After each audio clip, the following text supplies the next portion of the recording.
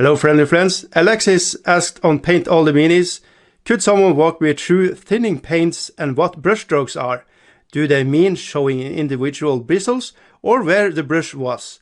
So, trying to answer all this is going to take a little time. So, settle down and I'm going to go through the basics of brush and stuff like that, alright? Okay, so now I am going to just show you what happens when you just have thick paint with no dilution. This is just straight up paint. This can be any brand. It can be Games Workshop, it can be P3, it can be Reaper Bones, Reaper paints, it can be whatever you have. This is true for every brand.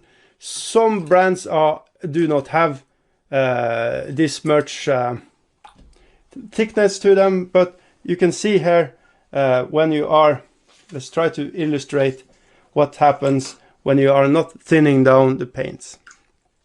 And let's see. So here is just a thick blob of paint on your brush, and when you are painting with it, can you see what happens here? Can you see the brush strokes? I'm using a flat brush here to illustrate what happens and how the paint is breaking up when you are painting. Alright, so let's try to do the same thing, but now with the moisture on, and we are going to try to mix a consistency of paint that are consistent with 1% milk.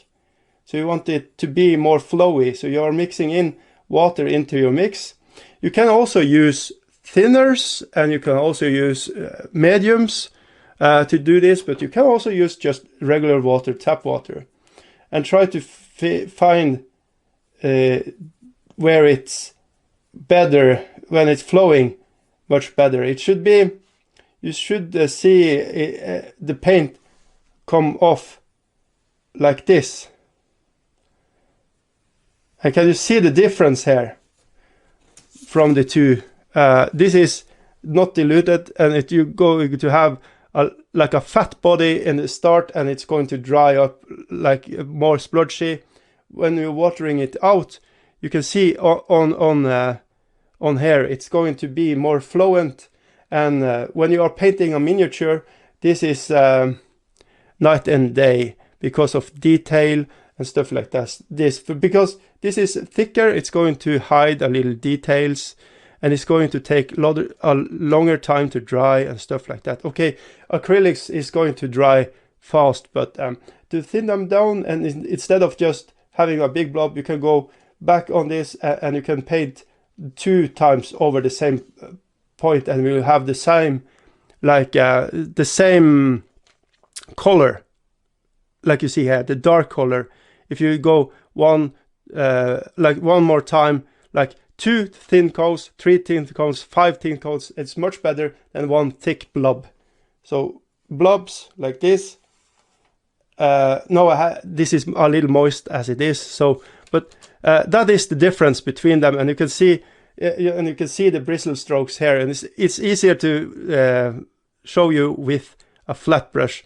Now, to take care of your brushes, there are different things you can do. You should, if you are like brand new to painting, when you are having the brushes, let's see, let's show you.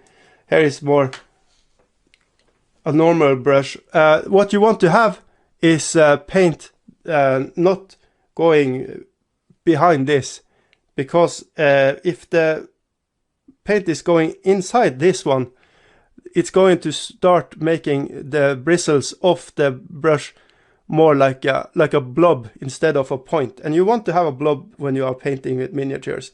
Now you can see on this one, it's dirty. You can see a lot of dry paint on it. And what you need to do when you are finished painting is you should always use lukewarm water, and never really hot water, because it's glue that's inside here that holds all the hairs. So if you are having hot water on a brush, it's going to loosen and you're going to lose hair on the bristles. It never should be really cold water either, because the acrylics is going to harden up and, you know, start becoming a part of your brush, and it's going to be not good. So if you can, lukewarm water, like skin temperature water. What I use, you should find a shampoo, and you should find a shampoo without any chemicals, anything. It should be just a neutral shampoo. So this is maybe not the best to show you, but that was what I had. So when you are cleaning your brush, you take a little blob in your hand, like so, and then you have water on it, and then you go, because this is a lot of the brushes uses real hair. So when you are wanting to clean it up, yeah, shampoo is good for that. And you need to remember to rinse it afterwards. So you can see here, it's already taking away some of the, and you should do this circle, and you should never stab, because you're going to hurt the point of it. So this is how you do that one, and you can already see it's cleaned up nicely. What you want to do if you are storing it for a while, you're going to want to rub it in. Let's see if I can get just a little. It's this, yeah, we are going to try. Like a little blob of that, and this is conditioner. What you want to do with a conditioner is like with your hair, is you want to have it on your brush and just stroke it in like so, and try to make a good tip of it like so, and this will then, you can store it like this, and before you paint now you have to rinse it with water. And yeah, let's go to water. Let's see if I can film this. So what you see here, you want to have a container of water that is big, because what you want to have is all the pigments and like dirt and stuff like that to drop to the bottom. And so you will have clean water on top, and you should always change your painting water between sessions.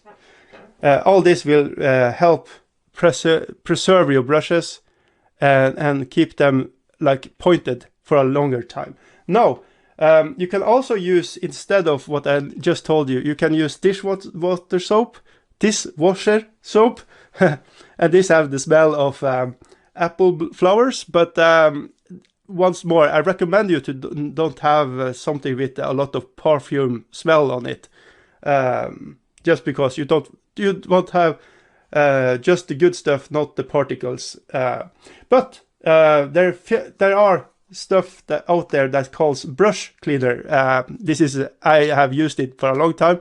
It's going to, if you buy one of these, this is going to last you a long time. This is 5-6 years old.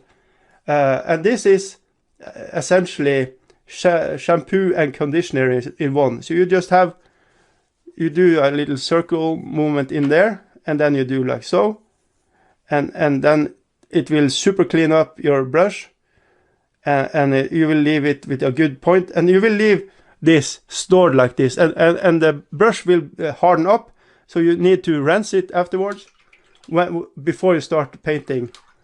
And it will be really good to go. And you can already see how clean this brush is. Just rewind and you will see how dirty it was in the beginning. Now, I hope this helps about brush care and stuff like that, and answers the questions in a good way. Any questions and anything, just drop down this, a comment, and I will try to answer it as good as I can.